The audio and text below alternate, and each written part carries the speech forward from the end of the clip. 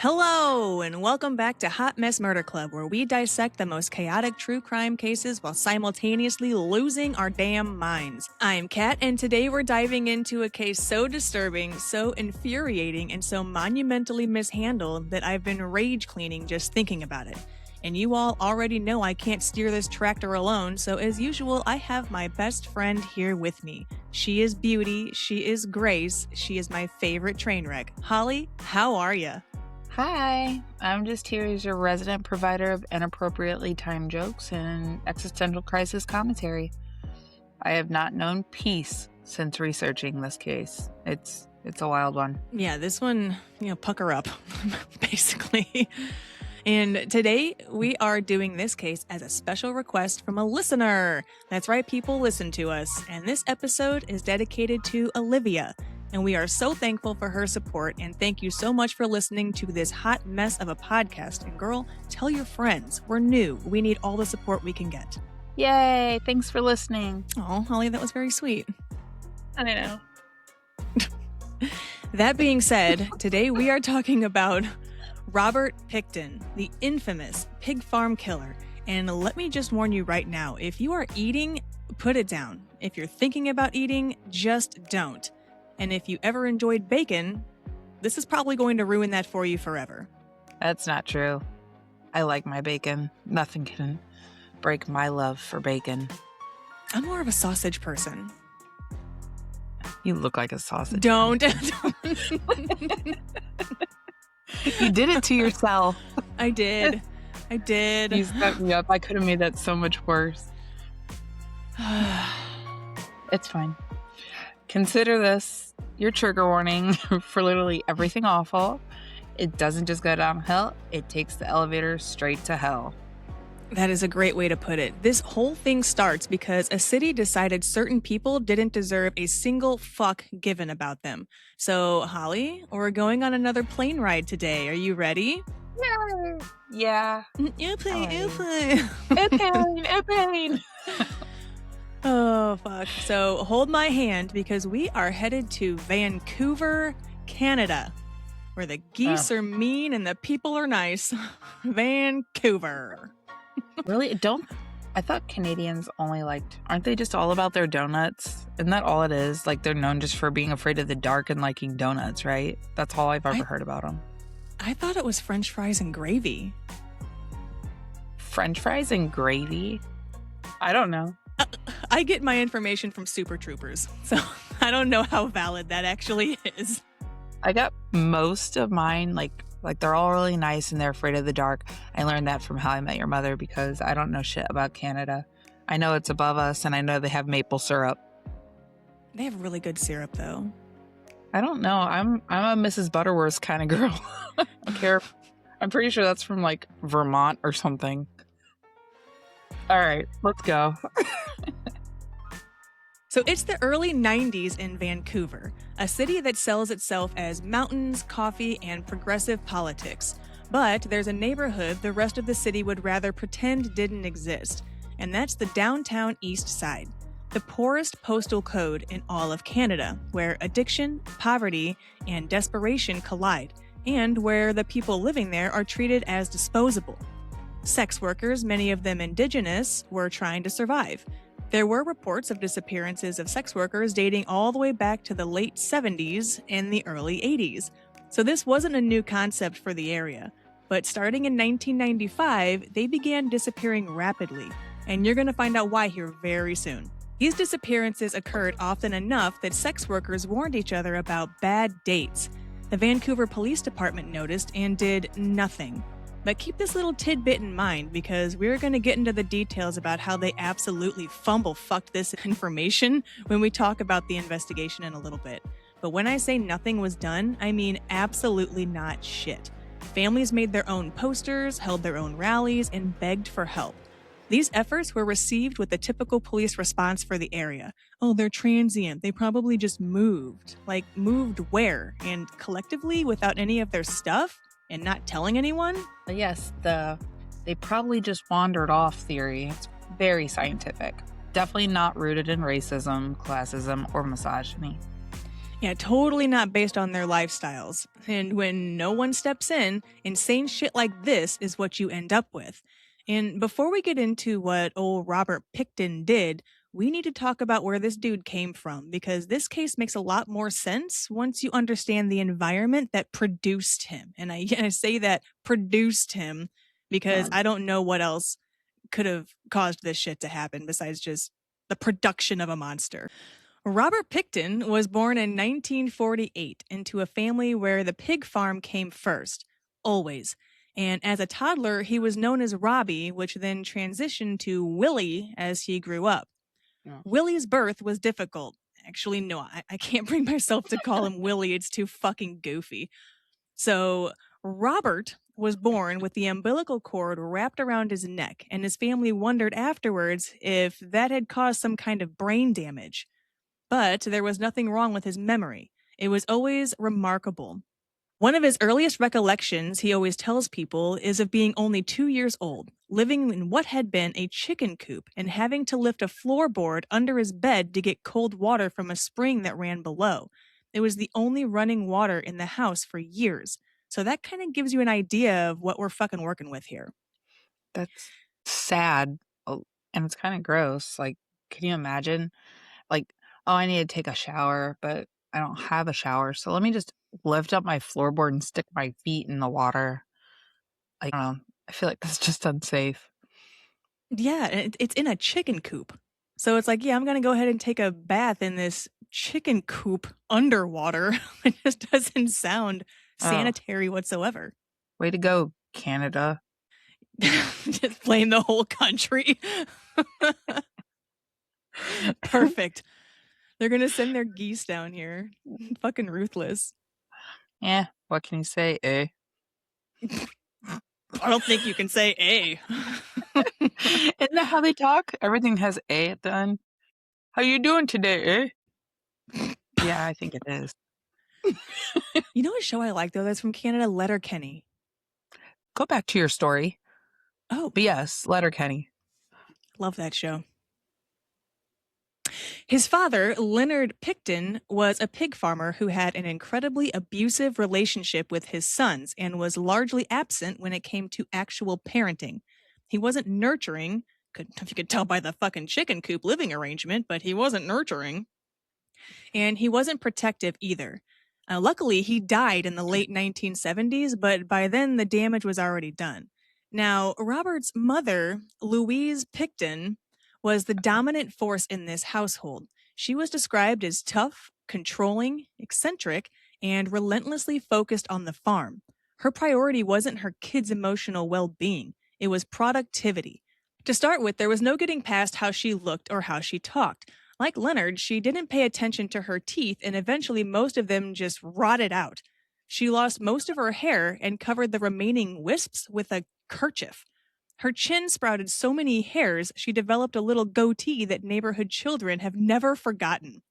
One man who visited the farm in his younger years said, and I quote, "That would blow my mind as a little kid. I would just say to myself, cut it off."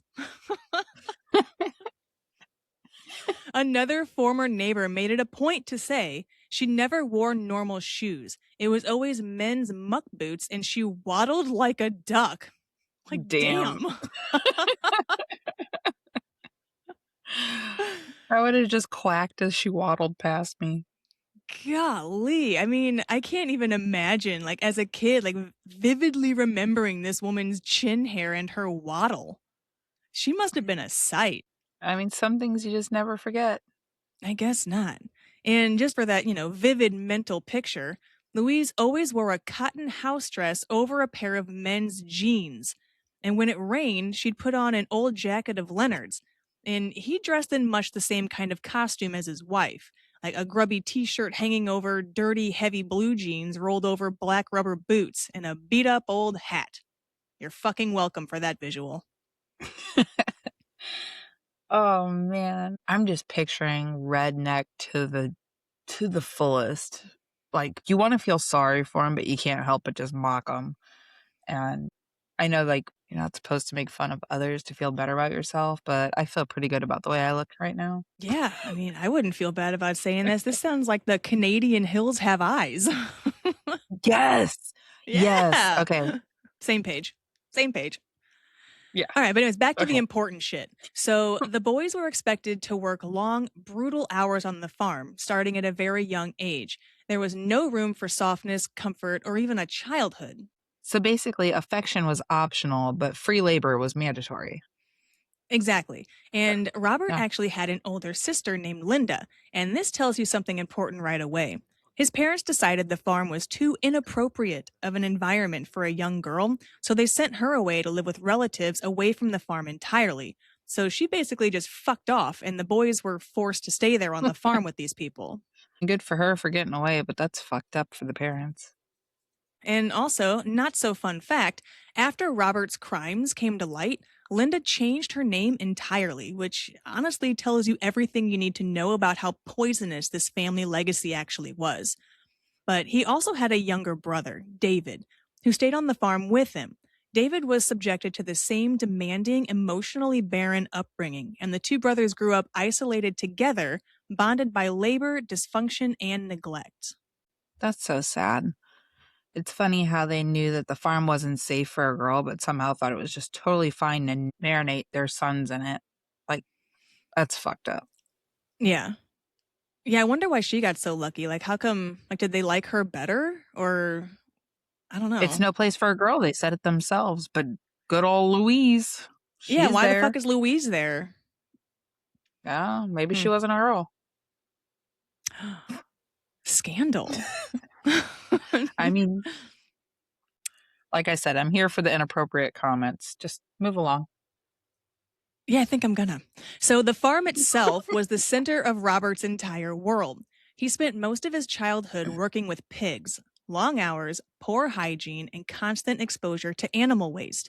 At school, he was bullied relentlessly, called Stinky Piggy, and struggled socially and academically. He was placed in special education classes and became increasingly withdrawn. So there was no emotional safety net, no mentor, no adult stepping in to help or make the kids' lives any better. Outside of his immediate family and the animals, Robert had almost no meaningful human connection at all. From a very young age, Robert was exposed to slaughtering, butchering, and death as a routine part of life. Killing animals wasn't hidden or softened by any means. It was normal to him by a young age. One event he reportedly talked about repeatedly was when his parents slaughtered a pet calf he had raised when he was around 12 years old.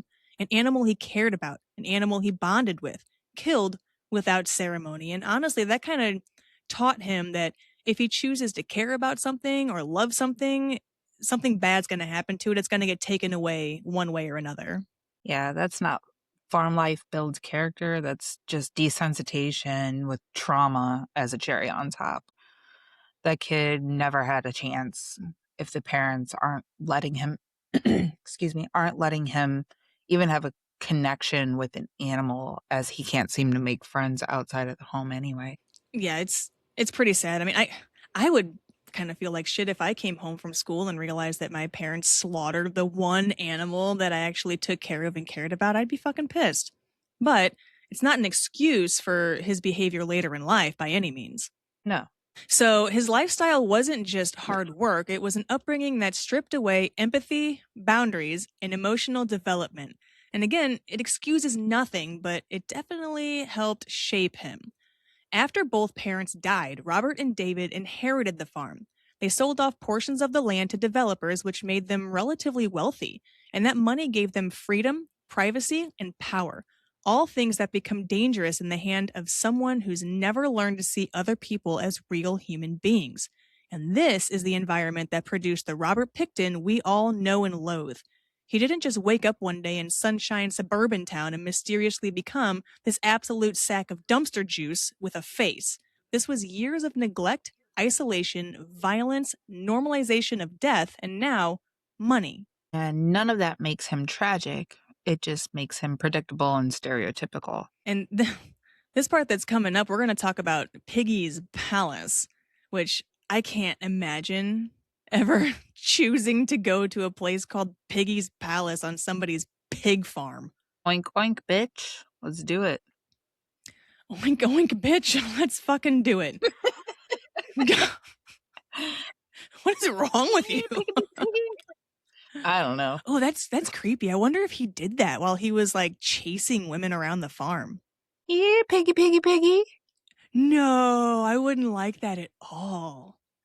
That or oink, oink, bitch, and then like stabs him in the chest or something. Like, Yeah. maybe we're a little sick. So now we're going to go ahead and get into Piggy's palace, because this is the part of the case that makes people stop and say, how the fuck did no one shut this shit shanty down sooner? And the answer is, they noticed it, they just didn't give a fuck enough to stop it. So let's be clear here.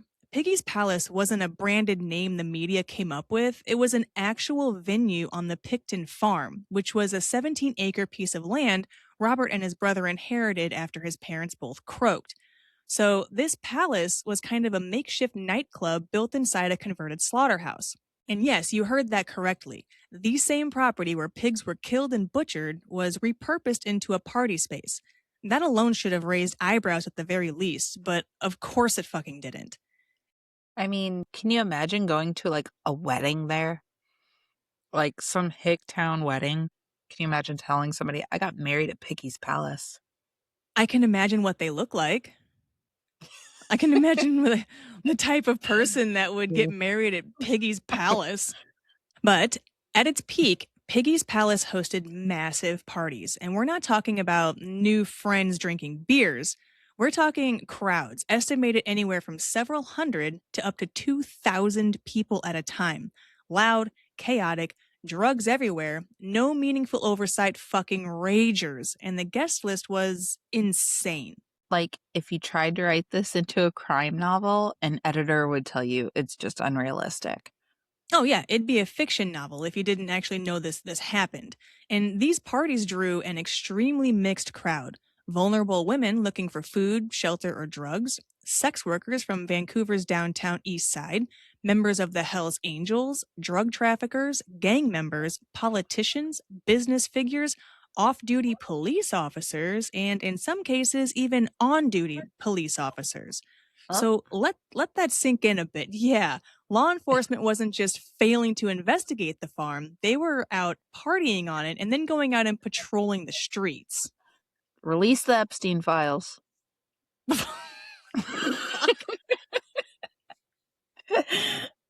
I have Tourette's tonight. I'm just saying random shit. I'm sorry. I'm not hating it though. Like, I'm really not. On the surface, Pickton and his brother tried to dress this up as something wholesome.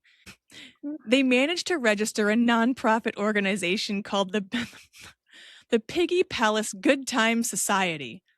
I can't say it without laughing. I can't. I know I was going to have to say it for you, but you got through it. Oh, here we go. Claiming the parties were fundraisers for charitable causes, which is almost impressive in how bold that lie was. Well, nothing says community fundraiser like a rave in the slaughterhouse with bikers, drugs, and missing women. Ye fucking haw, Canada. You sure know how to party. But the reality is that Piggy's Palace functioned as a cover for Robert's bullshittery. It created constant traffic in and out of the farm, cars coming and going at all hours, people disappearing into the property, and no one keeping track of who left with whom. In that environment, a woman not being seen again didn't really stand out the way that it should have. Pickton used the parties as a hunting ground. He met women there. He offered drugs, money, or even a place to crash. He normalized the idea of going back to his isolated farm because so many people had already been there.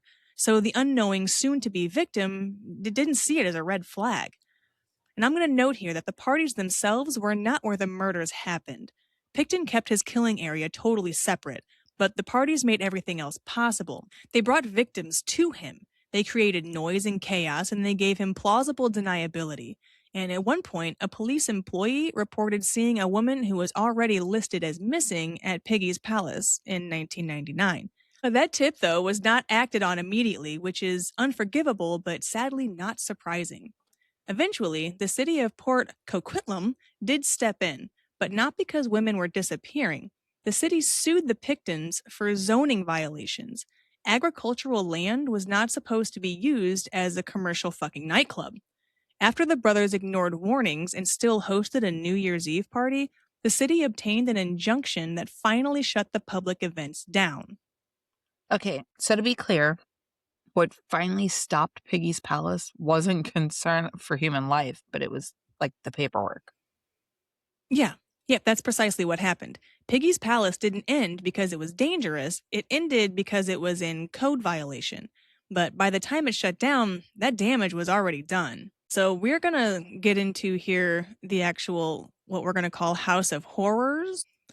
So, so this is where we stop talking about the farm as a concept and start talking about what actually happened to women once they were brought there.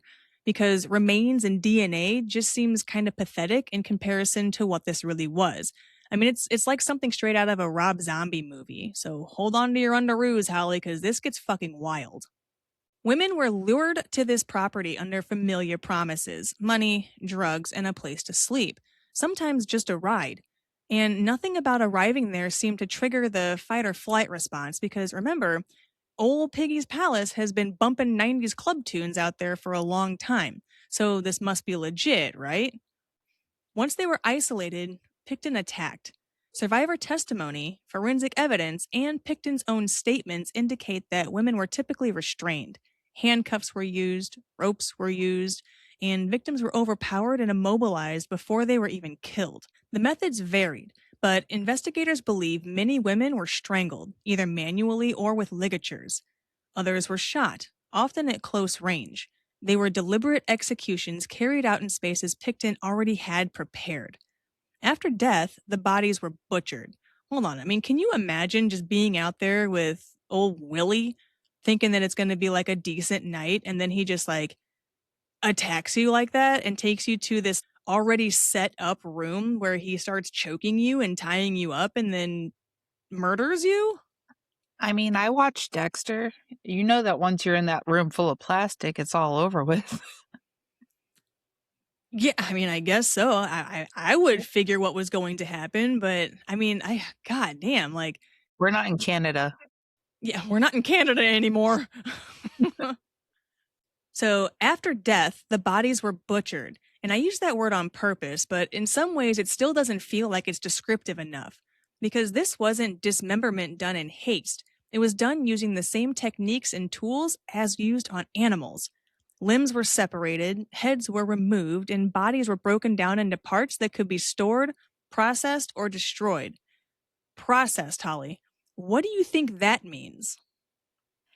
Okay, top of my head, I'm thinking of a chop shop, like with cars, like dismember them, sell off the parts. They're worth more that way. So maybe he's doing that. But when it says processed, it almost makes me think you, the sausage lover, is eaten. Like, there was no need for that. I'm going to ruin your sausage since you tried to ruin my bacon. Okay. So they take the little body parts and shove them through the little meat grinder, package it up, and they send it out to the farmer's market. And your morning breakfast with your eggs and your toast and your side of sausage was really a woman named Tina. Fuck. You had to put a name to it? Fucking Tina. I don't know. Well. You're eating Mystique's shins for breakfast. Well, shins are bones. You would think that maybe they're... Once it grounded up, do you really feel like it makes a difference? Okay, well, you know what? Before we start having investigators looking into us... No, some of these women were cut apart and placed in freezers, mixed in with pork. They were stored like inventory. Others were fed directly to the pigs. Investigators believe that pigs consumed large portions of human remains, destroying bodies in a way that made recovery almost impossible. But teeth, small bones, and fragments were later recovered from the farm soil, in piles of pig shit, and in the pen areas. In other cases, remains were put through industrial grinders or a wood chipper. Then the wood chippers reduced the bodies to fragments that could be buried, scattered, or mixed into waste. DNA from victims was later found in ground meat, confirming that human tissue had been processed alongside pork. Yum. Good Yep. job, Holly. Man, good thing I eat turkey sausage. Judge me not. Okay, so Picton admitted to using multiple disposal methods, sometimes on the same victim, depending on what he needed to get rid of and how quickly. There was no single pattern because the goal wasn't ritual, it was efficiency. And then, and then, there's more. There were the personal effects.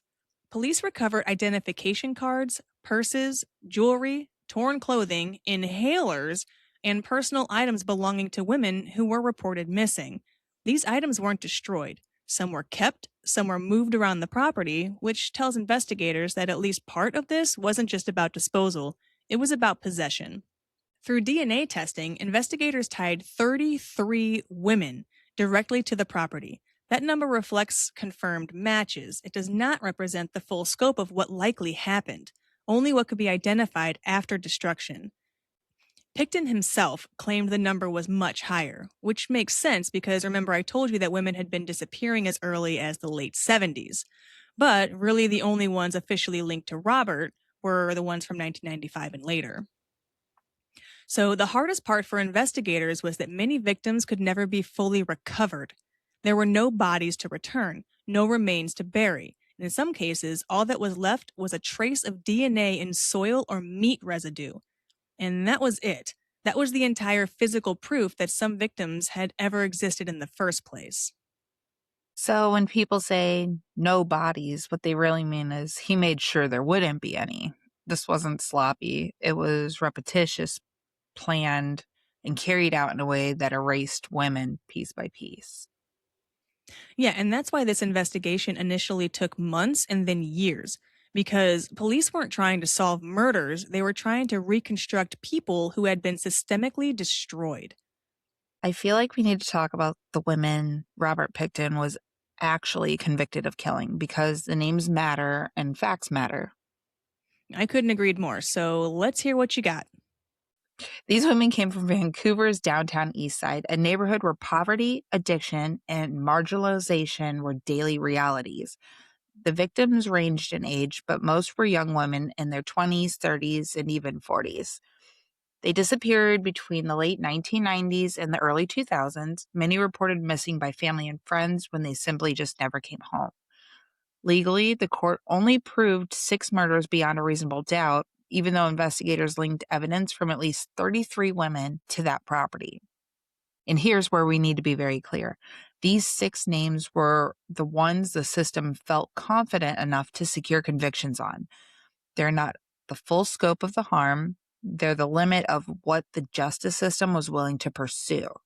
The names he was convicted of were Serena Abbotsway, Mona Lee Wilson, Andrea Josbury, Marnie Frey, Georgina Papin, and Brenda Wolfe.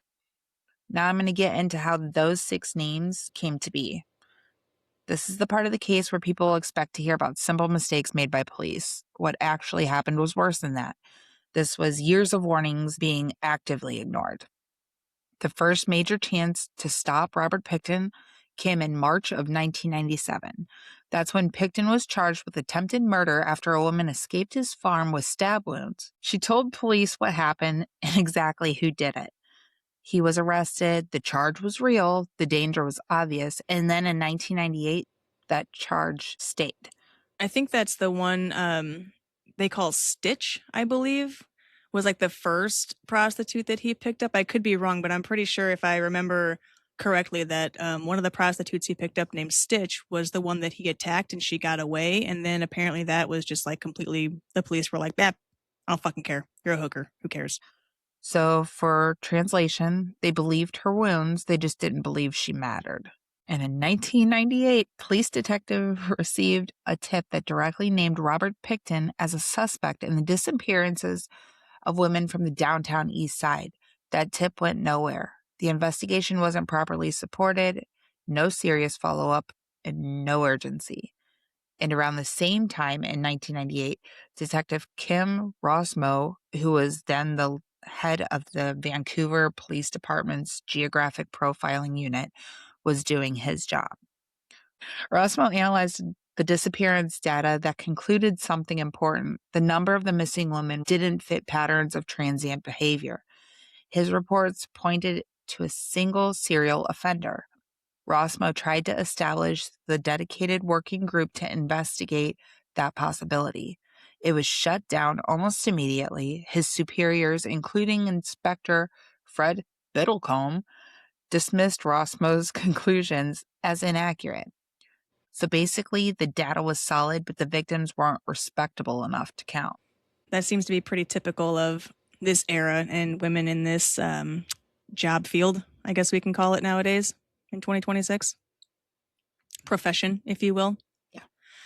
But I actually read that instead of supporting Rosmo, the department sidelined him. He was demoted to constable, and in 2000, his contract was not renewed. Many observers, including Rosmo himself, saw it as retaliation for pushing too hard and refusing to stay quiet. It wasn't until April 2001 that police finally formed a joint task force between the RCMP and the Vancouver Police Department to address the missing women's cases. By then, women had been disappearing for years. Oh, and remember those bad dates? It wasn't until 2001 when the number of missing women had risen significantly, approximately 45 to 50, that police began proactively conducting bad date interviews to identify the killer. Another gold star for the fucking police departments. Been handing those things out like candy these last few cases. And even then, the task force didn't immediately zero in on Pickton. The break finally came on February 5th, 2002, and it had nothing to do with missing women. Police searched Pickton's farm looking for illegal firearms. During that search, they found items belonging to a woman who had been reported missing, and that discovery cracked this case wide open. On February 22nd, 2002, Robert Pickton was arrested. Charges began stacking up. Eventually, he would face 27 counts of murder.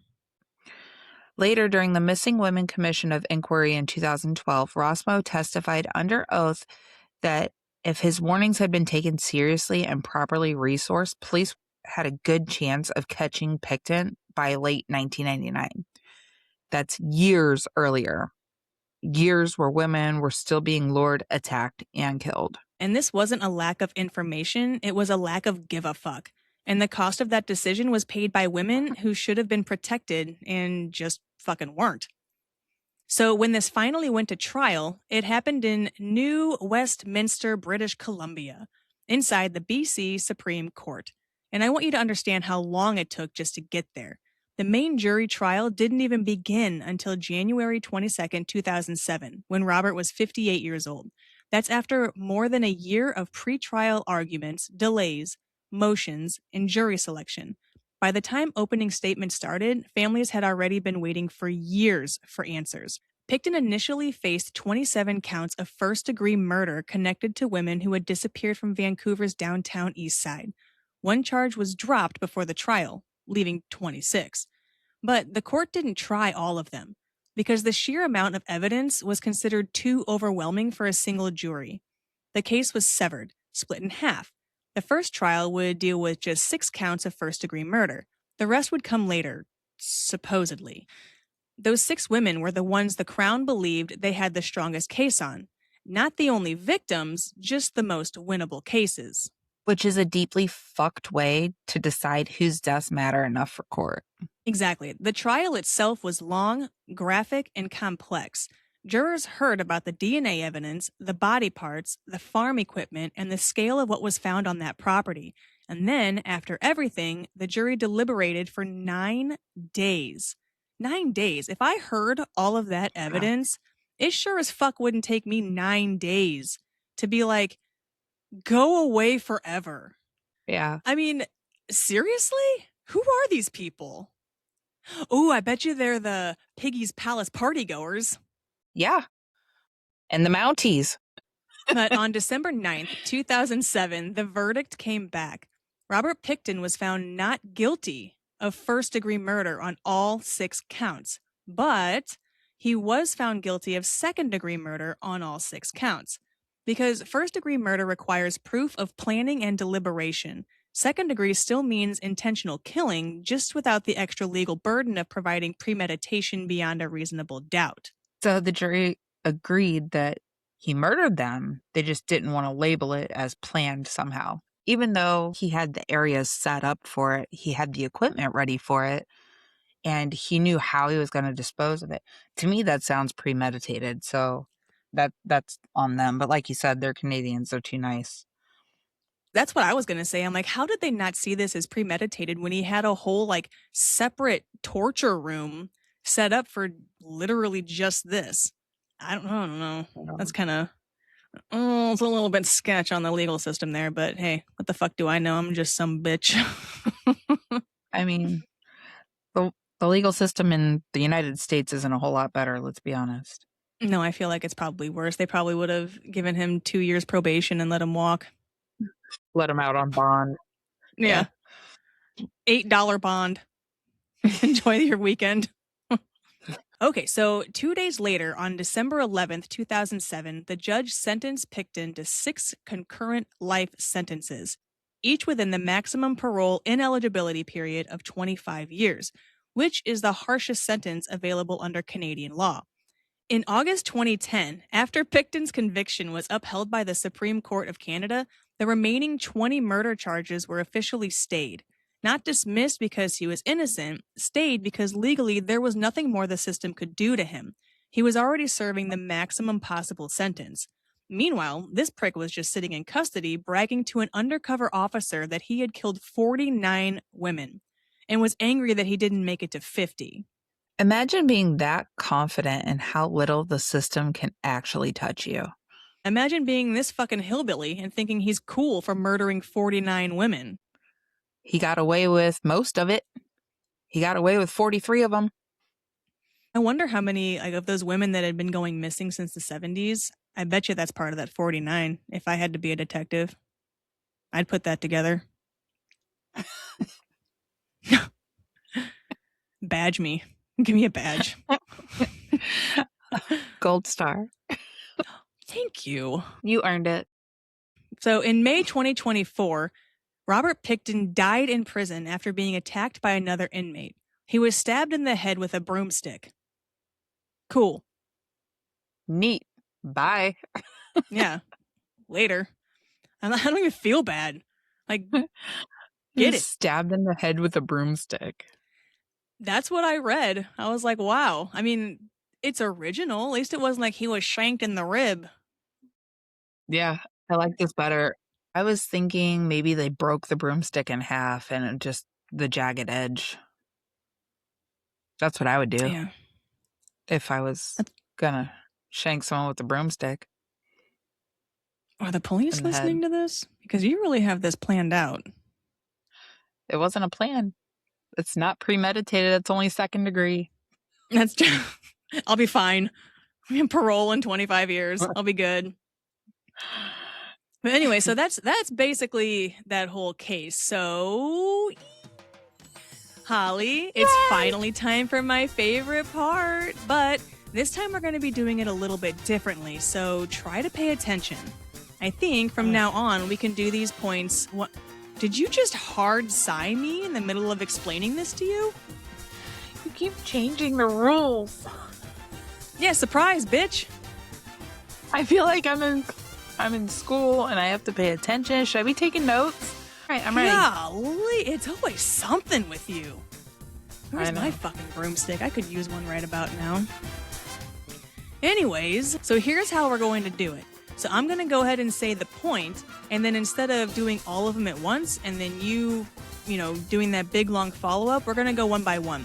So I'll say the point, and then you give me your best analysis, and then on to the next one, so on and so forth. That way, all, 6 of our listeners can keep up a little easier. Is that okay? Are you ready for that? I mean, do I have a choice? You just told me I had to. No, there's no choice in the matter. So I guess I should reword that. Holly, we're doing this. All right, so number 1, the Vancouver Police Department ignored a survivor with physical evidence. In 1997, a woman escaped from Pickton's farm with handcuff marks on her wrist and stab wounds on her body. She went straight to the police, told them exactly who attacked her, and then because she was a sex worker labeled unreliable. Unreliable how? Did the stab wounds lie? Did the handcuffs magically put themselves on her wrists? This wasn't lack of evidence, this was lack of humanity. They looked at a living victim with physical proof and decided she just wasn't worth believing. And that choice didn't just fail her, it kept him free to keep killing. Yes, it did. Point number 2. Detective Kim Rosmo identified a serial killer pattern, and instead of listening, they demoted him. He later sued the Vancouver Police Department for wrongful dismissal, and he won. Good for him. Nothing says we care more about our image than dead women, like demoting the only person paying attention. They didn't want answers, they wanted silence. And when someone threatened that silence with facts, they shoved him out of the way. That's not incompetence, that's self-preservation. Point number 3. Pickton operated openly for years and nobody stopped him. His name was known, his property was known, and his behavior certainly was fucking known. Yeah, this man wasn't hiding. He was operating in plain sight because he knew nobody was going to touch him. And he was right. That's not criminal mastermind. That's a predator being protected by everybody else's indifference. Yep, and point number 4.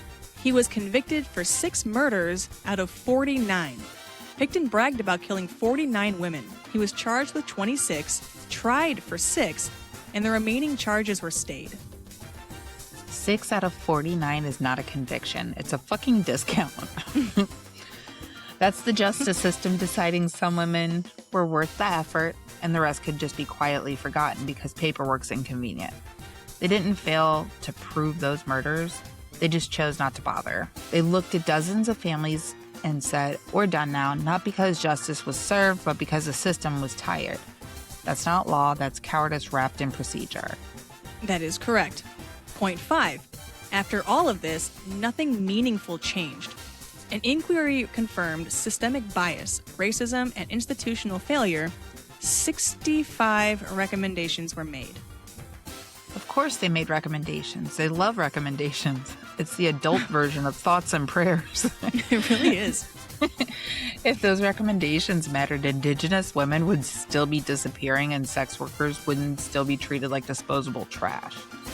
The sickest part, if these women had been any richer, whiter, cleaner, or quieter, this case wouldn't even exist because he would have stopped after the first body. Yes, he would have. Holly, that was good. See, that wasn't so fucking bad, was it? Sitting there complaining and huffing and puffing at me. I did not complain. You did huff and puff, though. I did huff and puff. I will admit that. I huffed. I did not puff. I huffed. I feel like you puffed a little. Maybe out the nose. Okay. And that's the Robert Pickton case. That was a fucking doozy. Yeah. All right, so you're really good at this. I think I'm just hungry. I want food. Kind of want a BLT now. Oh, you know what? I heard they have really good food at Piggy's Palace.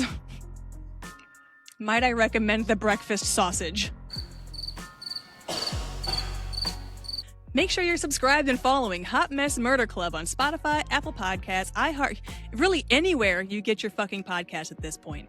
New full episodes drop every Monday. Holly's sanity is hopefully included in that. And if you want the mess cleaned up without the small talk, Case Cleanup is streaming exclusively on YouTube, and we go over the cases we have and haven't done. They drop whenever the fuck we feel like it, so ring that alert bell after you subscribe. And remember, if you have to qualify for empathy, somebody already decided that you don't deserve it. Yeah, thanks, Holly. Now get the fuck out of my house. Goodbye. Say bye, Kiki.